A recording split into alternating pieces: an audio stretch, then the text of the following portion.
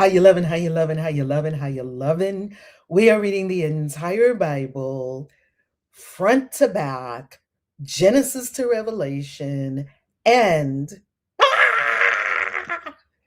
we are also reading the Apocrypha and parts of the Pseudipigrapha. And why is our global community doing this? Why is our global spiritual, witchy, magical community doing this?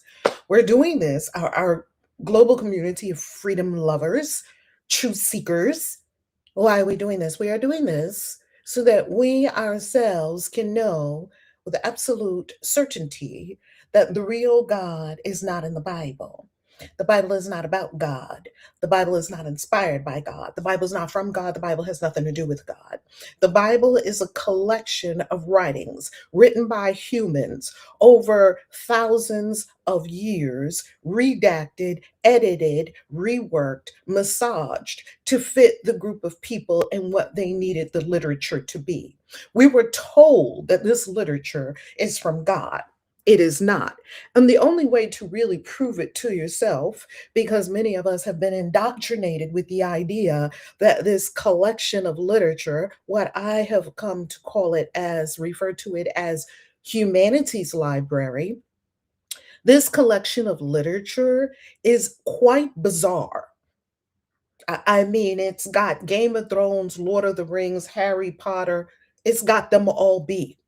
This great, vast collection, when we include the Nag Hammadi Library, the Dead Sea Scrolls, the Pseudipigrapha, lost books of the Bible, when we look at all these writings, they are supremely bizarre. And here we are determined to get to the bottom of it. I'm Reverend Valerie Love, also known as Kaisi, named from the great mother ayahuasca. And I'm here, we are here together, not I am here, we are here together every morning at 7 a.m. Eastern Time if you desire to join us live. And if we have never met before, I am so happy that you are here. I've been a coach and a mentor for over 20 years. I lead retreats globally with amazing beings like you to Egypt, Bali, Italy, Greece, Dubai, Peru, all throughout the United States. Oh my goodness, we have had amazing times around the world and continue to do so. And it is the absolute love of my life to live my soul calling and destiny on this planet. I am the book. I am the book. I am the author of 26 books on practical spirituality, Christian witchcraft magic, including the hot selling How to Be a Christian Witch and the Christian Witchcraft Starter Kit. You can see all of that at valerielove.com. We have magical communities and we invite you into our magical communities. The description is below where we can really work with you and get to know you so much better and supernova your life. Supernova your life from being in community with us. I found my error. I found my error. Yesterday, I told you that I made an error. I made a mistake. And the good thing about making mistakes is that you find it, you learn from it, you correct it, right? Or you find it, you become aware of it, you correct it, and you learn from it. So here is the mistake that I made in reading to you the book of Enoch. Let me show you the mistake that I made. I found it when I went back and looked at the other videos. I found it. I found the point where I made the error. Here, we started off the book of Enoch, right? This is what we started off with, the books of Enoch. Now we are reading the book of Enoch, which is Enoch 1. We are reading the book of the secrets of Enoch, which is Enoch 2. And we are reading the Hebrew book of Enoch, which is Enoch 3. So we began reading it and we were going along just fine, reading all of these, reading the book of Enoch. That's the introduction. We did not read that. We went straight into the goods, straight into reading the book of Enoch. And we got up to now chapter 27 in book 1. We got up to here, 27. And so 27 was, I found it. I found my error. 27 was what I knew was the marker, 27. So when I came back the next day, See, I have been looking through this and looking at different pages and looking at the different books and looking at the sections that the books were broken into, because some of these books are broken into sections. So I was looking at that and I was way ahead. I was over here on page 70 something at number 27. And that's what I picked up. I picked up right here number 27, yet it was not the same 27. And later on, I was looking at it as I was doing just prep work and looking over what we're doing here. I saw, whoa, how did I get into the 70s when we were way up on page number? That's what tipped me off. How did I get into the 70s when we were in the teens? So, what I did yesterday was I finished up that part that we were on because we were at a critical point where, uh, hold on.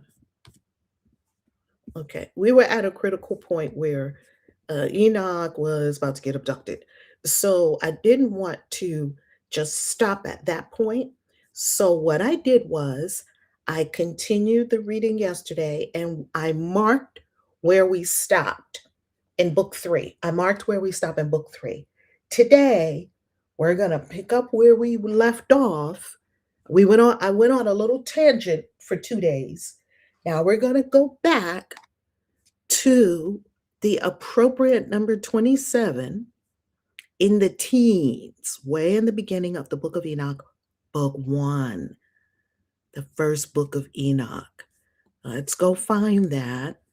See, we're in the teens. We're not in the 70s. So thank you for your patience. Thank you for your love as we make our way through these books. Here we are on page 1427. And I was amazed at the valley. I was very much amazed. This is where we are to be. So now we're going to go straight through. Okay? Book one, book two, book three. Thank you for being patient with me. And if you noticed that, great. And I hope I didn't throw you off too much. And let's get into it. Then I said, what is the purpose of this blessed land, which is completely full of trees, and of this accursed valley in the middle of them? Then Raphael, one of the holy angels who was with me, answered me and said to me, this accursed valley is for those who are cursed forever. Here will be gathered together all who speak with their mouths against the Lord, words that are not fitting, and say hard things about his glory. Here they will gather them together, and here will be their place of judgment. And in the last days, there will be the spectacle of the righteous judgment upon them in front of the righteous forever. For here the merciful will bless the Lord of glory, the eternal King. And in the days of the judgment on them, they will bless him on account of his mercy, according as he has assigned to them their lot. Then I myself blessed the Lord of glory. I addressed him and I remembered his majesty as was fitting. And from there, I went towards the east to the middle of the mountain of the wilderness, and I saw only desert. But it was full of trees from this seed, and water gushed out over it from above. Gushed, the torrent, which flowed towards the northwest, seemed copious, and from all sides there went up spray and mist. That's a strange sight to see in the desert. Trees, seed, and water gushing up. That's not a desert, Enoch. And I went to another place, away from the wilderness. I came near to the east of this mountain, and there I saw trees of judgment, especially vessels of the fragrance of incense and myrrh, and the trees were not alike. And above it, above these, above the mountains of the east, and not far away, I saw another place, valleys of water like that which does not fail. And I saw a beautiful tree, and its fragrance was like that of the mastic. And by the banks of these valleys, I saw fragrant cinnamon. And beyond those valleys, I came towards the east. And I saw another mountain on which there were trees, and there flowed out water, and there flowed out from it, as it were, a nectar, whose name is styrax and galbanum. And beyond this mountain, I saw another mountain, and on it there were aloe trees, and those trees were full of a fruit, which is like an almond and is hard. And when they take this fruit, it is better than any fragrance. And after these fragrances to the north, as I looked over the mountains, I saw 7 mountains full of fine nard and fragrant trees of cinnamon and pepper. And from there, I went over the summits of those mountains far away to the east. And I went over the Red Sea, and I was far from it. And I went over the angel Zotiel. And I came to the garden of righteousness. And I saw beyond those trees many large trees growing there, sweet smelling, large, very beautiful and glorious, the trees of wisdom, which they eat and know great wisdom. And it is like the carob tree, and its fruit is like bunches of grapes on a vine, very beautiful. And the smell of this tree spreads and penetrates afar. And I said, this tree is beautiful. How beautiful and pleasing is its appearance. And the holy angel Raphael, who was with me, answered me and said to me, this is the tree of wisdom, from which your ancient father and ancient mother, who were before you, ate and learnt wisdom, and their eyes were opened, and they knew that they were naked, and they were driven from the garden. And from there I went to the ends of the earth, and I saw there large animals, each different from the other, and also birds, which differed in form, beauty, and call, each different from the other. And to the east of these animals, I saw the ends of the earth on which heaven rests, and the open gates of heaven. And I saw how the stars of heaven come out, and counted the gates out of which they come, and wrote down all their outlets for each one individually according to their number, and their names according to their constellations, their positions, their times, and their months, as the angel Uriel, who was with me, showed me. And he showed me everything and wrote it down, and also their names he wrote down for me, and their laws and their functions. And from there I went towards the north, to the ends of the earth, and there I saw a great and glorious wonder at the ends of the whole earth, and there I saw 3 gates of heaven. Through each of them north winds go out. When they blow, there is cold, hail, hoarfrost, snow, fog, and rain. And from one gate, it blows for good. But when they blow through the other 2 gates, it is with force, and it brings torment over the earth, and they blow with force. And from there I went towards the west, to the ends of the earth, and I saw there, as I saw in the east, 3 open gates, as many gates and as many outlets. And from there I went towards the south, to the ends of the earth. And there I saw 3 gates of heaven open, and the south wind, the mist, and the rain and wind came out from there. And from there, I went towards the east of the ends of heaven, and there I saw the three eastern gates of heaven open, and above them there were smaller gates. Through each of these smaller gates, the stars of heaven pass and go towards the west on the path that has been shown to them. And when I saw, I blessed, and I will always bless the Lord of glory, who has made great and glorious wonders, so that he might show the greatness of his work to his angels and to the souls of men, so that they might praise his work, and so that all his creatures might see the work of his power and praise the great work of his hands and bless him forever. We have just concluded section 1 of book 1 of the Book of Enoch, the first Book of Enoch, the first section.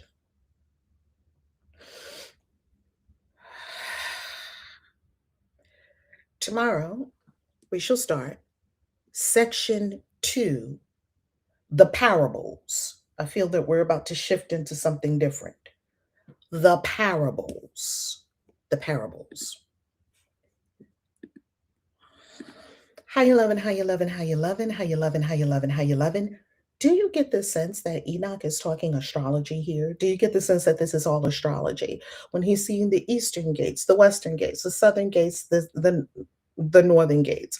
When he's seeing these 3 gates on each corner, it's 12. And he's talking about stars proceeding according to their course and their path. Do you get the sense that this is all astrological? Part of it's a very big astrological backdrop, I would say. Within the story, of course, is embedded Adam and Eve and the tree of knowledge of good and evil, as it's called in the Bible.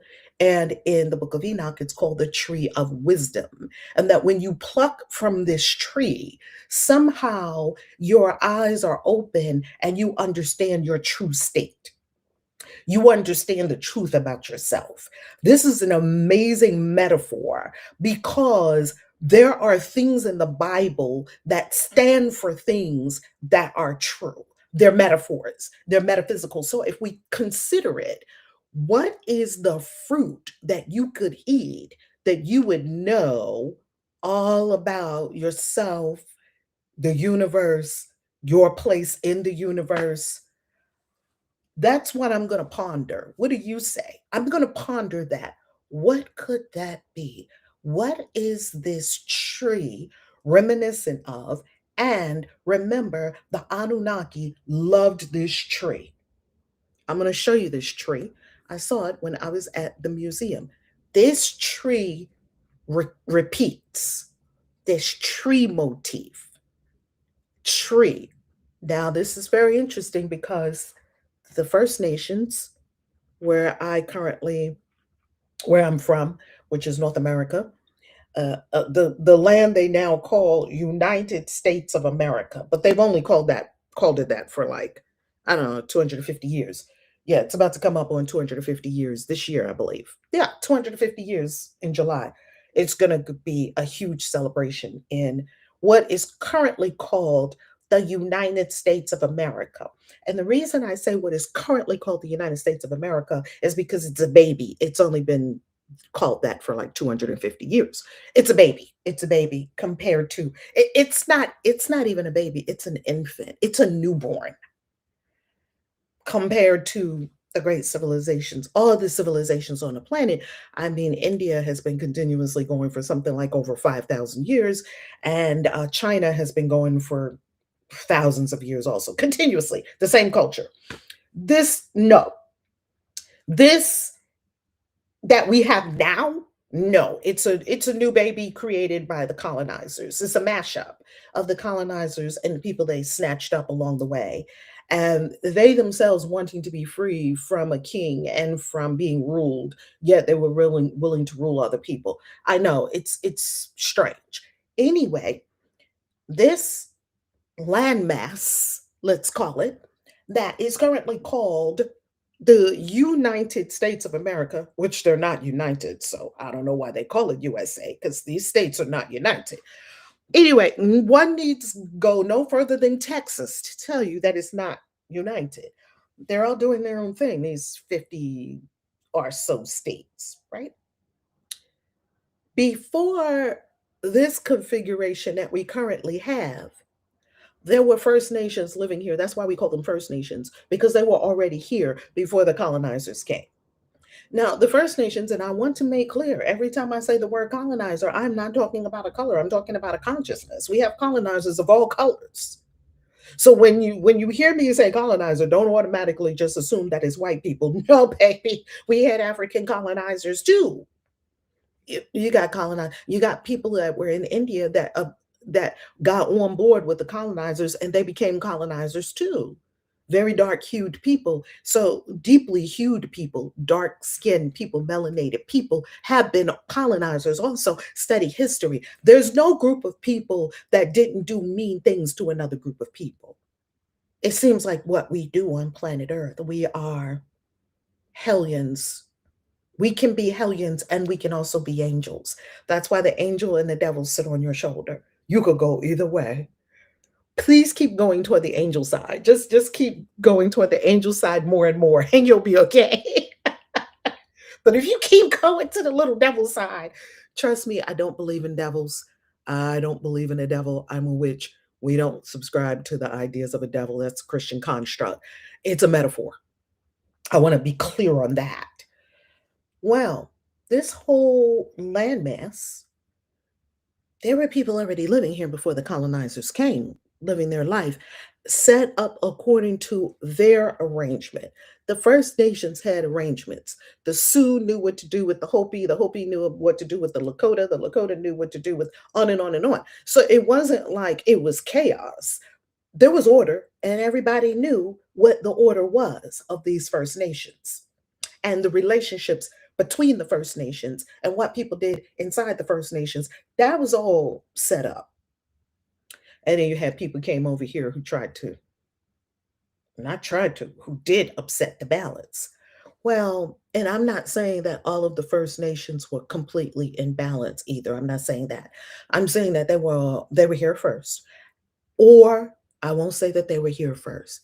They were here before the colonizers, and they had ways of living that I honor, in tune with nature, in tune with the stars, in tune with the earth, in tune with the plants, in tune with the animals, of what I know of the culture of the First Nations. These First Nations, right, that were already here before the colonizers came over, they have stories, particularly the Hopi. And it is very fascinating that the Hopi say that their ancestors came from the stars. The Hopi and the Dogon say the same thing. That has always been fascinating to me. Let's talk about that for a minute before we go further into this astrology of Enoch. Dia, I appreciate you keeping us on track. I feel like we're hiking up a gray mountain. It's not the truth. Without you as my guide, my Sherpa, I wouldn't know which way to go with all these different books. Oh my goodness, Dia, I love you so much. And look, the Sherpa has to keep eyes wide open because, oh my goodness, right? Oh my goodness, I got to stay on top of things. So thank you, Dia, so much. Now, the Hopi and the Dogon, let's go into the book. Let's go into the book. And I'll show you inside the book what I discovered and why we cannot afford to ignore the people of this planet and their ancient stories. We cannot afford to ignore this. Look at this, okay? Let's go on screen share and let's get you inside the book. By the way, we are at 50 who desire to be notified when the paperback and hardcover go on sale on Kickstarter for the book. Ah, y'all are freaking amazing. Ah, real God's not the Bible. Bible has nothing to do with God. If you are deconstructing and you want to free your mind from the Bible because we've been yoked up by the Bible, this is the book for you, baby. Get on the list to be notified when the paperback and hardcover are released. The ebook is on Amazon. Okay, let's go to inside my book and let's go to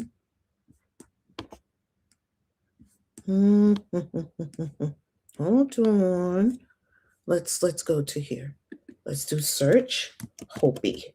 Let's go to Hopi so I can take you inside of this part of the book, Hopi. Let's see.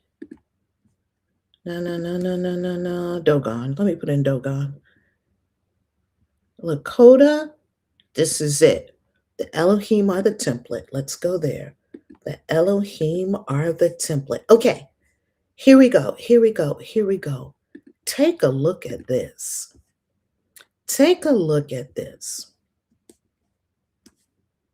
The Elohim stories. The Dogon people of Mali are legendary for having advanced astronomical information. So when the anthropologists came across the Dogon, they couldn't make heads or tails of how these people knew about Sirius and the Sirius B as a dwarf star before it was discovered. Again, the Dogon people of Mali, my people in my ancestry, my people hail from Mali. Maybe yours do, maybe not. Either way, it's okay. This is humanity's story. The Dogon people, the Dogon are keepers, just like many indigenous cultures. They are keepers of the truth of humanity. They are keepers and caretakers of our stories that don't just apply to their tribe. It applies to all of humanity, just like the Bible in its coded form, in its coded format, is keeping ancient secrets for us, ancient stories, the mystery of our emergence on this planet. Where did we come from? These stories are answering the existential questions we all have. Where do we come from? Where do we fit in this great big universe? Are there others? And more. The Dogon people of Mali are legendary for having advanced astronomical information and details that had yet to be discovered by the scientists' telescope. Their knowledge of Sirius B as a dwarf star orbiting Sirius A in a 50-year cycle is more than impressive, as Sirius B is not visible to the naked eye, and the Dogon didn't have telescopes when they conveyed this detailed information to anthropologists. Yet they are keepers of the wisdom and knowledge of the star people who visited Earth long ago, whom the Dogon call the Nomos. The Nomos are beings from the Sirius star system who taught humanity agriculture, how to civilize themselves, and detailed information about the cosmos and its cycles. I call that a smoking gun. Now, how did the Dogon know this? How did they know this? They did not have telescopes. This cannot be seen with the naked eye. They had this detailed information before Sirius B was discovered. How? And they said it's very small and it's very heavy. It is very dense. Sirius B is very dense. Zulu stories from South Africa speak of the Ama Zimu, an ancient star race that brought human beings wisdom and knowledge of both the physical and spiritual worlds. The Zulu tell us that not only did this star race bring us wisdom and knowledge, it taught us about the physical world, such as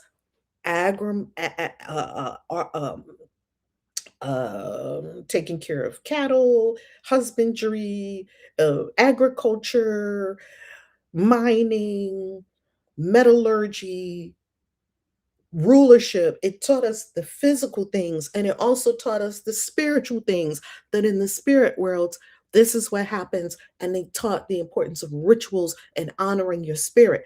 They taught both. The Maasai of Kenya, I visited the Maasai of Kenya, absolutely magnificent. I highly recommend it. Let me see if I can find you the picture of me looking at a I still remember his name. His name is Wilson, and he was the son of the chief. And I said, Wilson is your name? He said, yes, Wilson.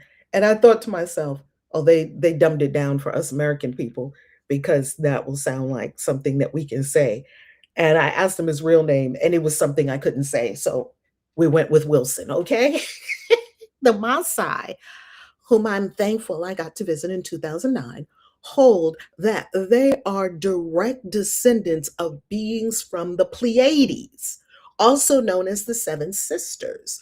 The Maasai's star-faring ancestors taught them rituals and how to live in harmony with nature. And if you know the Maasai are semi-nomadic, and the Maasai still inhabit Kenya and Tanzania, or as we would call it in America, Tanzania.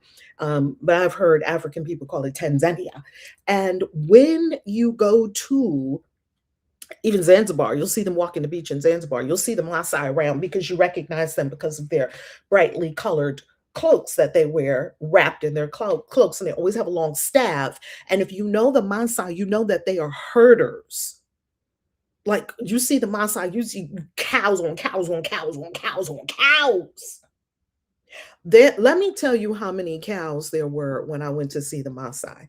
Let me help you understand how many head of cattle the Maasai have. Let me tell you a Maasai story right now from Reverend Valerie's trips all around the world. Baby, I be seeing some interesting, some things that make me go, wow. Oh my goodness, where have I been all my life?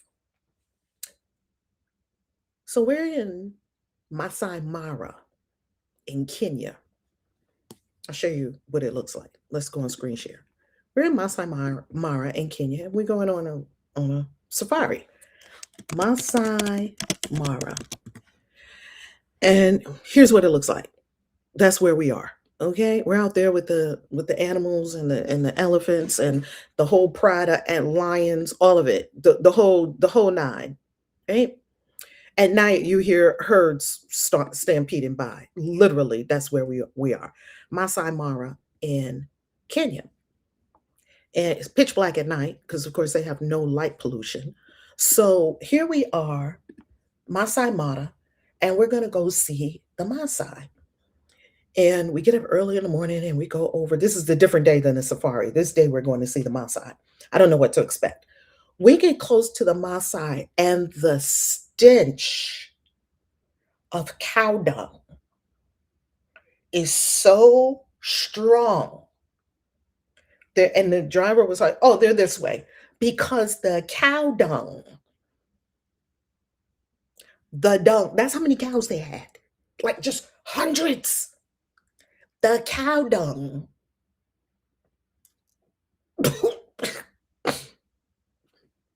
Okay. We get closer and closer. I'm like, oh my goodness. I don't mean to be graphic, yet the cow dung was mixed in with the soil, and it was just like walking on mush.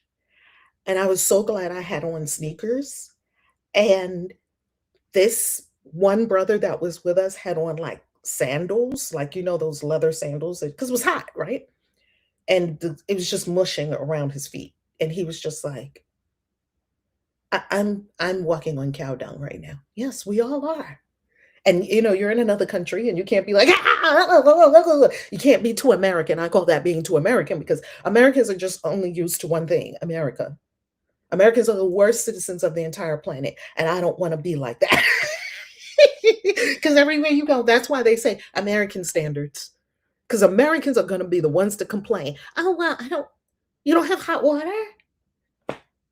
Americans, most of the world doesn't have hot water. What the fuck are you talking about? Oh my God. People are taking showers outside. No, they don't have piping hot water. Shut up and sit down and enjoy your time in wherever you are. And when you go back home, take all the hot showers you want. Americans, anyway. Anyway, so here we are, and we're just, and I'm just in the adventure, right? Walking along, and it's like, oh my goodness. Like I'm saying, this is amazing. And at the same time, it's like every breath I take just sends more stench of cow dung up to my brain. You know how you breathe? You take a deep breath and it just goes like you feel like it's going everywhere inside of your body. I felt like I was covered with cow dung. Well, we're walking along and we get to the Maasai village. And here we are. I almost pass out. This is what happens. And so I'm standing there and I'm like, whew. And they're all used to it, of course. I don't even think they can smell the cow dung. And I'm like, mm, whew. And I don't usually my breath will bring me home. It wasn't bringing me home then because every breath was just reminding me of how much cow dung was everywhere. And the smell was just like, so I'm just, and flies, just flies. And so I'm just standing there and I'm looking at Wilson and listening to everything he's telling us about the Maasai village and whatnot. And I'm trying to hold it together. And then he tells us that in the mornings they do a puncture in the cow's vein and take a gourd and get some of the cow blood. He was describing the morning ritual. And then they mix it with milk and they drink it. And I was like, I'm trying to hold it together. I'm like, look at, how you're in a place and you're trying to be normal, but the thing that you're experiencing is so far from normal. And, my face is extremely expressive. So it was very difficult for me to hold it together. And I'm like, oh my God. Are you telling me that you drink blood smoothies in the morning? But I can't judge them. I mean, they've been doing this forever. Who am I? Maybe in a past life I was drinking blood smoothies. I don't know. And I'm like, oh my goodness, right? And I'm smelling the cow dung and it's super hot and flies are everywhere. And I'm hearing about the blood smoothie. This thing is just getting worse and worse and worse. I'm telling you, I'm right back. You can see it traumatized me. The cows of the Maasai traumatized me forever. I will lovingly always remember this day. And then next to me was this beautiful Maasai sister, this woman, she had a baby, right? And the baby was on her hip and the baby was looking at me like, oh, look at the strangers. And I was, smiling at the baby. And she was there holding the baby on her hip. The tribe was circled around. And the baby's nose was running. You know how you see babies and they have like the snot hanging out? And I looked at the baby. Oh, look. And I go in my bag, look, being American, to get a tissue because in my bag I have everything. I have a roll of toilet paper because you got to squat over the holes in the ground to go to the bathroom. I have wipes. I have a pen and pad.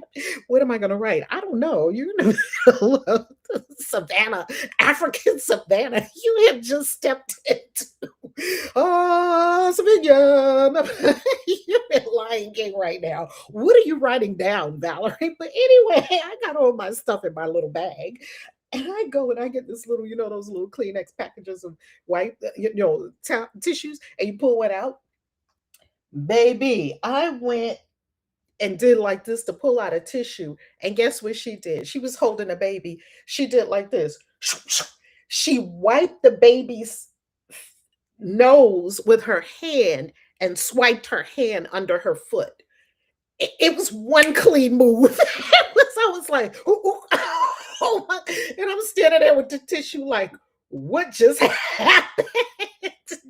Never mind. Let me put my little tissue. Look. Okay. What are people on the African plain going to do with tissues? It ain't no trash cans, Valerie. It has to be all natural environment. What are you doing? That was just one of my experiences with the Maasai. Now let me see if I can pull up the picture for you. Oh my God, of me looking at Wilson, because Wilson, I still remember his name, and I met this man like 16, 17 years ago. I still remember Wilson's name, baby. And let me see, Kenya, let me see if I can find this Kenya picture for you, because I am standing there. Here it is. Here it is. If you, this is me. Okay, here we go. Here we go. Look at me. I got the picture. I pulled the picture up. You would love this picture. Oh my goodness. Oh, you saw that on a documentary. You saw the same thing on a documentary. Oh my goodness. I highly recommend it. You got to go. You got to go to the motherland, and you got to hang with the Maasai. That's a must. That is a must. Here we are. Look at Wilson.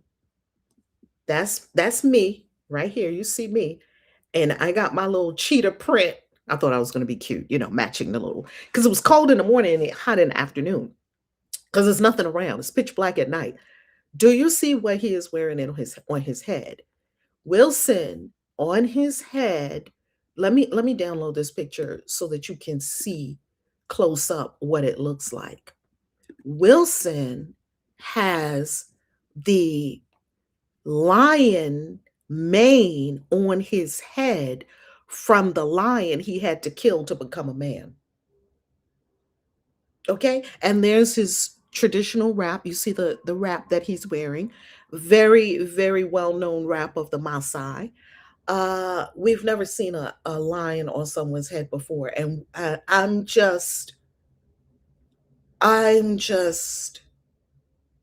I'm in another world. I'm like, what just happened? Where am I right now? Where am I? Because I must be Dorothy. You ain't in Kansas no more. You ain't in Kansas no more, Dorothy. Okay, so when I tell you that the Maasai, I tell you what I tell you. Why do I tell you this story? Let me wrap this up with a pretty bow.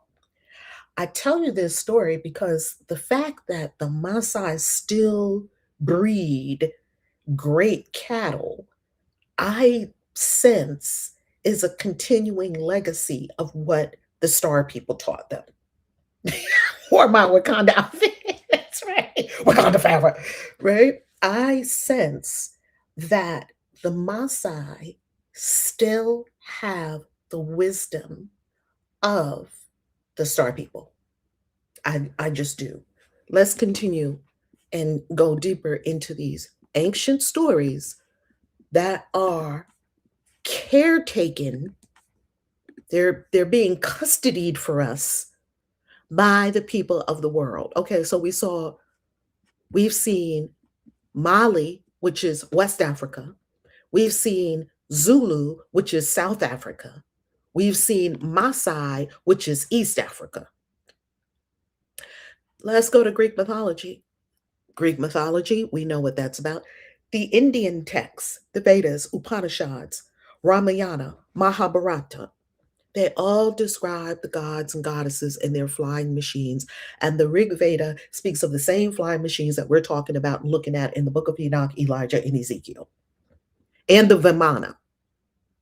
The Popol Vuh, so that's India. So we got 3 different locations in Africa. We have West Africa, South Africa, East Africa. These people were not communing with each other. These people are caretakers of a very similar story. Then we go to India. They're caretakers of all of these stories, and that we can know that some of these beings were blue, which makes me think maybe the Anunnaki, some of them could have been blue or appeared blue, because in one of the stories, Ninhursag, who is like a chief medical officer, she had to make a potion from plants that they had to take continuously so that they could navigate this planet, because this planet is so different from where they came from. Now let's go over to the Maya in Mesoamerica. They speak of beings who descended from the stars and interacted with humanity. Mayan glyphs illustrate Star Wars or clashes among the gods and the effects on humans. Same thing that the Greek mythology has. Mesoamerican Aztec also have the same stories. That the story of creation states that the gods sacrificed themselves to bring light into the world. And that's very important because in the Sumerian story, they sacrificed one of the gods to blend the DNA with us to make up to not make us, to bioengineer us. The Lakota of North America, so we're going now to the First Nations of North America, speak of star people who descended from the sky long ago to help humanity with moral and societal concerns. They were teachers and helpers who guided humanity in matters both practical and spiritual, just like the different African caretakers of the stories are saying.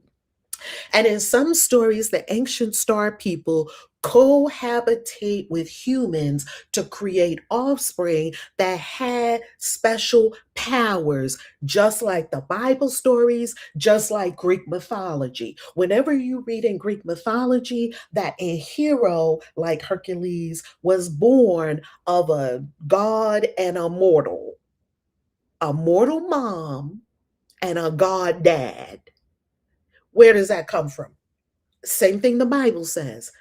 The sky,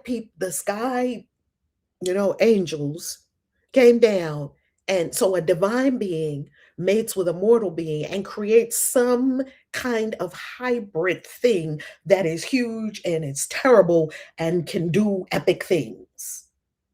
You're like a demigod. The Hopi of North America recount stories of the Kachina, beings who descended to Earth to teach humanity about practical matters such as farming and agriculture, as well as spiritual matters such as sacredness of life and rituals. The prophecy of the blue star Kachina foretells a time when the Earth and its population will undergo drastic changes. The blue star is serious. The blue star Kachina are beings not from Earth. Now, I have a question for you. I asked the AI that beyond the ones that I already talked about, the ones I've already known, the ones I've already seen, the ones I've already studied, beyond all of these, the ones in North America, the ones in different parts of Africa where I've traveled, the ones in Southern Mesoamerica, where I've traveled extensively all throughout Mexico, been to Peru, been to Teotihuacan, seen that big wall in Peru where, wow, how did they build this thing? In Cusco, Peru, it's still there. I've walked past that wall many times and said, I don't know how they did this. Anyway, I wanted to find out, are there more? I asked the AI, can you tell me about more of these stories all around the world? Because we know about the ancient Sumerian and whatnot. So, of course, it told me about the Anunnaki and whatnot. It told me about ancient Egypt, which we know that. It told me about ancient China, Japan, Hebrew and Judaic traditions, Celtic traditions, the Tuatha De Danann from Ireland, Scotland, Wales, godlike race who arrived in Ireland from the sky or mist, masters of technology, magic, and knowledge. The Norse god, the Aesir and the Vanir, the Aesir and the Vanir. Persian, Ahura Mazda and the Amesha Mesoamerican, which is non-Mayan, Aztec, Quetzalcoatl, Andean, which is Incan, Viracocha. Australian, the Dreamtime tribes. Oh yeah, we have sky ancestors, star beings descended during the first time. Created landforms and taught law. Some clans maintain star lineage origins. Africa, Yoruba, the Orisha, Polynesia. Okay, now let me ask you a question. Let me ask you a question. Let me ask you a question. If all of these civilizations, around the world who were supposedly not connected, who don't know anything about each other's lineage, are all singing the same story. Maybe we ought to pay attention to that. What does astrology, what does mainstream academia do? Oh, they're just stories, they're just myths. What if they're not? What if we ought to take these stories at face value and say they're exactly what the people told us they are? What if we were to accord them the honor that we accord these scholars who have done a lot of scholarly work, whom I respect? What if we were to honor the stories of all of these cultures around the world just as we honor scholarship? We can't even explain the Nazca lines. We don't know what they are. We don't know what Serpent Mound is. Have you ever seen Serpent Mound? Let's look at it. We can't even understand Serpent Mound. What in the world is this thing? Serpent Mound. What in the world is this thing? I've got to go look at it in person. Look at this thing. A big giant serpent. What is it? And the astronomical precision of Serpent Mound. Who built Serpent Mound? I'm sure they're going to tell you, oh, some ancient people built Serpent Mound. Oh, brother. Okay. The ancient people that didn't know anything about astrology, but they built this thing perfectly aligned astrologically. Serpent Mound. Let me see if I can get an aerial view of Serpent Mound. Serpent Mound, aerial view. Boom. Let's get the pictures. What in the world is this thing? What is that? What is that? Please tell me what that is. So what I'm saying is that mainstream, oh, people built it. But what is it? How do you know people build it when first we don't even know what it is? Perfectly aligned to I believe it's the fall equinox. I'm going to do some more deep dive into Serpent Mound and tell you the astrology of Serpent Mound. We got to take a retreat here and go and look and see Serpent Mound for ourselves. So weird. What is that? So I'd like to say this. Isn't it beautiful? Isn't it beautiful? What I'd like to say is, in the absence of absolute certainty as to what all these things are, what are the Nazca lines? What is Serpent Mound? What is Machu Picchu? We don't know, even though mainstream archaeologists try to act like, well, this is so and so, and they made this, and then they did this, and then, hammers and chisels and slaves built the pyramids. Yeah.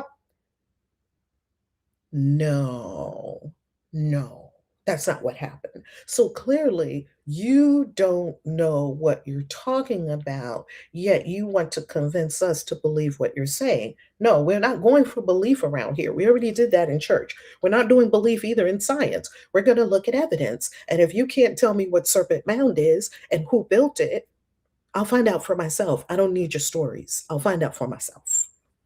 Okay? Humans in the image of Yah didn't build pyramids. Extraterrestrials build pyramids. Boom, there you have it. You seem like an agent. Are you Eastern Star? This is a very interesting question. I am not any religion. None. I am no religion. And you might say, well, you're a Christian witch. Doesn't that mean you're a Christian? No. It means I aspire to Christ consciousness. That's what Christian means to me. Now, to other people, if you say Christian, it maybe to them it means a religion. It doesn't mean a religion to me at all. Christian to me means one who aspires to Christ consciousness, which is a consciousness of oneness, wholeness, and absolute acceptance and love and compassion for all people. Being a yogi, a guru, a Christ, an ascended master, whatever you would call that. That's what Christian is for me. Now, what Christian is for other people, Lord only knows. Ask 20 Christians, you'll get 20 answers. Yeah, I know all about the Eastern Star. I was married to a Mason, a 33-degree Mason for many years. He's the father of my beautiful child. I love him dearly. We're no longer married. And I know, and his mother was an Eastern Star. And I grew up in New York City. And on Sundays, we used to, and does anybody know Convent Avenue in New York City? They had a temple over there. And you would see all the Eastern Star out with their white on. They're all white. Yeah, I'm not part of any of it. I've divested myself of all of it. I simply practice the magic of my own beingness. I love you. I'll see you tomorrow. Mwah.